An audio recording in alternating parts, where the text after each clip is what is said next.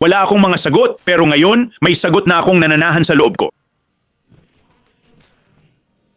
Ang tawag sa kanya ay Jesus at siya ang Diyos ng sansinukob. Siya ang katotohanan, ang buhay.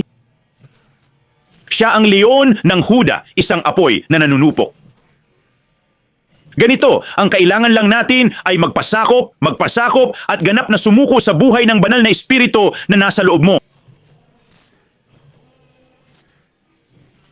Sabi ng Biblia sa Galatia Kapitulo 5, ganap at malaya kayong sumuko sa buhay ng banal na espiritu na nasa loob mo.